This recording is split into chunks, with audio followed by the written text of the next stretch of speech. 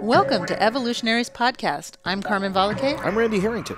And today we are talking with Gina Fafard. She's the executive director of the Isaac School in New London, which is a charter school system. Hello, Gina. Hi, how are you doing today? Doing well. How are you? Oh, terrific. Well, thank you for being on the call with us, talking about education. Education is a big deal. It is a big deal. I'm just going to come right out and say it.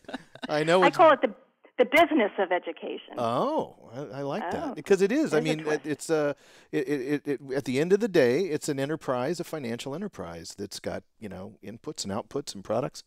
So leading in education, I've got to tell you, Gina, we were talking about this interview. I was very excited to talk with you because you're such a fireball. You've got so much energy and so much creativity, and I'm so happy you're doing this work because every time I've ever tried to work in an educational environment, I just get exasperated and frustrated and want to throw myself around the room. And so my first question is it true that working inside the machine called education, doesn't it just make you crazy if you're really trying to bring change and make things better?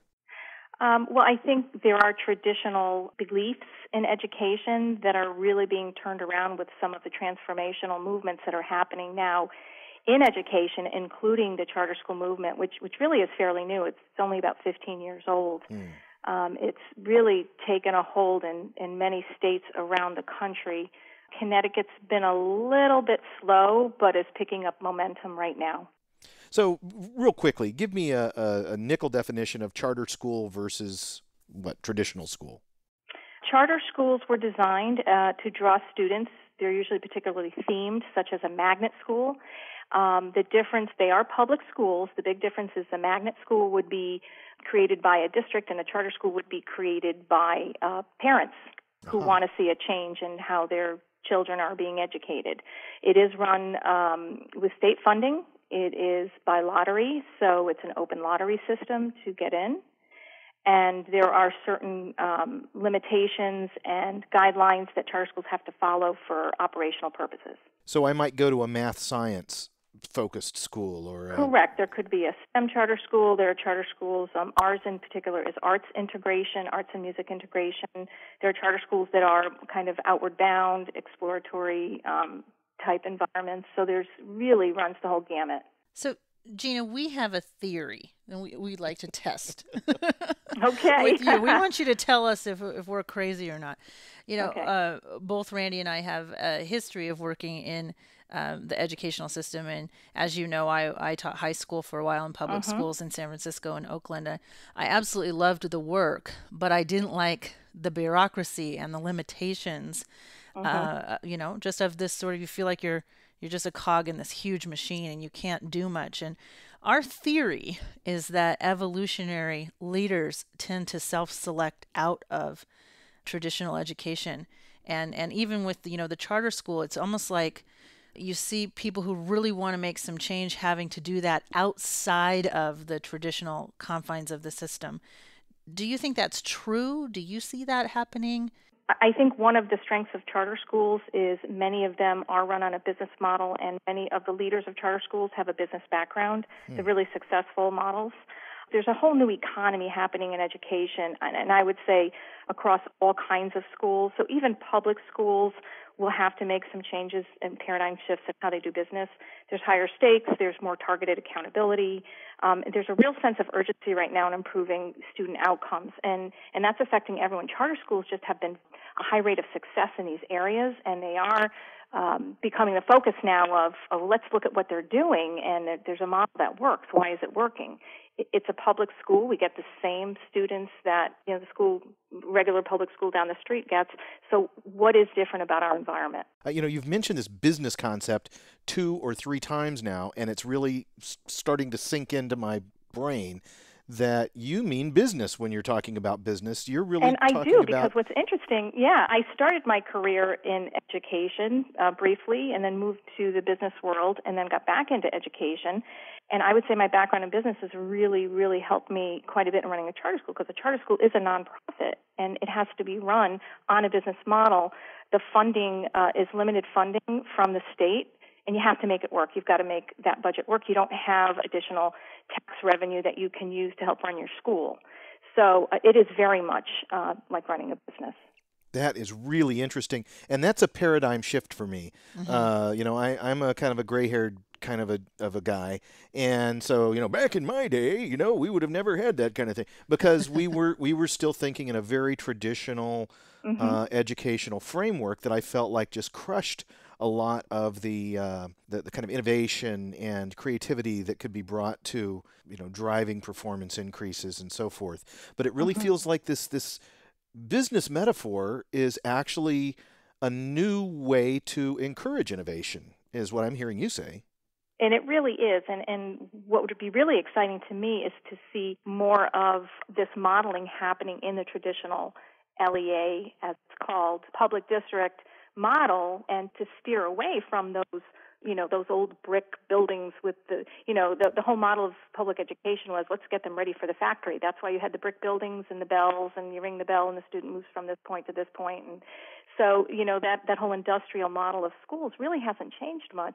I always knew. I knew there was a reason for the bells. I knew it. It's really about time. It's really about time for some real evolutionary changes in education. You just blew my whole mind. Yeah. I was like, go tell everybody I know now. I know. The secret's out. Let me tell you. But we had a conversation earlier with a gentleman who runs a medical lab, and he was saying, we need people that are going to be good at science and informatics and social media and blah blah. I mean, the tool sets that are necessary to be successful and professional in the 21st century are crazy complicated.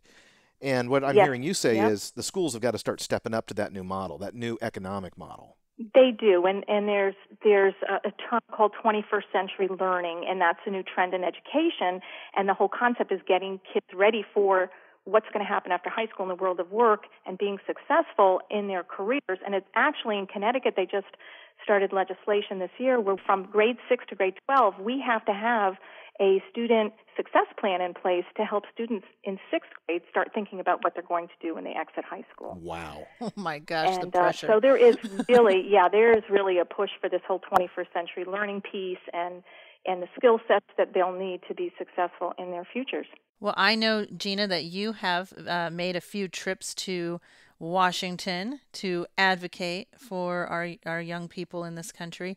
And I would love if you would tell me a little bit about how you approach that experience and just being a leader in this, beyond your own school and your own charter system. What are you trying to do with education? Okay, last year was a big year in Connecticut. Governor Malloy had proposed School Bill 24, which was revolutionary reform for education. Took quite a bit of hits from the teachers' unions in Connecticut, which are very strong, but he bowed forward with it. And our goal when we went to Washington, D.C., was to meet with our local legislators. There were charter representatives from every state meeting with their local representatives to help support School Bill 24 because in that bill there's legislation which raised the status of charter schools and provided more funding per student, which we hadn't seen in a long time. So it was great. I was able to meet one-on-one with our senators and congressmen and women and have really frank conversations. And what's really cool is I could go there in confidence because they know my school and they know we're being successful and they know we have a model that works. You can't argue with success. Mm-hmm. So why not fund it? You've got a model that works. Why isn't this being looked at more closely and implemented in typical traditional education? Fantastic. So are you a fan? That's what I believe. So you went through this process, you're down there, you're talking with your senators and congressmen. I mean, did you come away feeling like, hey, I'm proud to be an American person, this process works? Yes, I really did feel that way. I felt that they were ready to hear what we had to say. They asked very deliberate and targeted questions. They knew that this particular school bill was going to be a hot potato in Connecticut, and I think they appreciated the input that we had to offer when we spoke to them. I'm gonna tell you right now that I think I'm really proud of you for doing that, and I really appreciate your answer. Thank you, Randy. But I'll tell you that I think you could walk into anybody and get what you want. I think I think you're just a really influential person and articulate, well-spoken. I appreciate that confidence. That's great. I'm going to put that one on my resume. Well, it's true, Gina. But just to maybe shift gears on that just a little bit. There's been a lot of talk lately about women in leadership, and especially in Washington, getting more women out there in leadership roles, representing all facets from, government to, as you are, education. And I wonder, what has been your experience? Randy gave you the great compliment of he thinks you can accomplish anything, but I think one of the things that's really important for other women leaders to hear is that even for women like Gina, is there advice that you would give to other women who are thinking about taking on those kinds of leadership roles? I think that you really have to have a solid commitment and passion for the field that you're in, so that when you are presenting or that when you are making requests for support, that what you have to say is meaningful, relevant, and real. And I think you also, as a woman, cannot be intimidated by the whole glass ceiling or by, I call them the suits. You can't be intimidated by the suits. You have to just feel confident in who you are and what you stand for at that point in time, depending whatever field that you happen to be in. I was in corporate. I had my own business for a while, and I'm also in education. And I would say that I've seen strides in my lifetime of women in leadership and gaining maybe more prevalence, more respect. But I think sometimes as women, we're our own worst enemies, and we have to really work on some of our professional skills and confidence levels and how we present ourselves. That's great advice. I know you have 2 beautiful daughters. If you were to give some advice to those young women who are just starting to think about their careers, what would you tell them? I would say to find a mentor, find a woman who is being successful in whatever field you're in, and see if that person would mentor you, work with you, even just meet with you periodically, answer questions. Networking is really important. Read.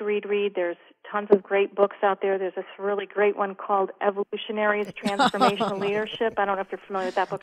There are a lot of resources out there, but part of it is you have to be committed to what are your career goals, and you have to be pretty committed and targeted as to where you want to end up, because that's going to really drive how much effort you put into all of these things.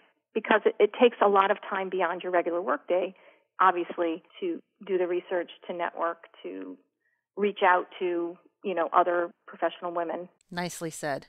Very nice. And I just really hope that people take this to heart. If you're listening to this podcast and you know somebody, you're like, Susan needs to hear this or Julie needs to hear this. By golly, get that out there, because it's just so important to make those steps to reach out and find a talented woman who is successful that you can seek out as a mentor. Great wisdom. Mm-hmm. Excellent wisdom.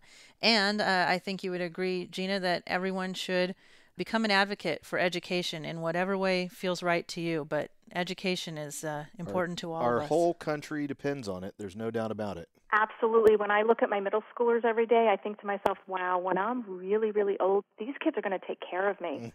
So you know what? I really need to take care of them now. That's a motivator right there. There you go. Well, thank you so much for your time, Gina. We really appreciate it. Thank you both. Cheers to you, and thanks for everything you do for us. Okay. Appreciate you both. Take care. Thanks. Bye-bye. And please join us next time on Evolutionaries Podcast.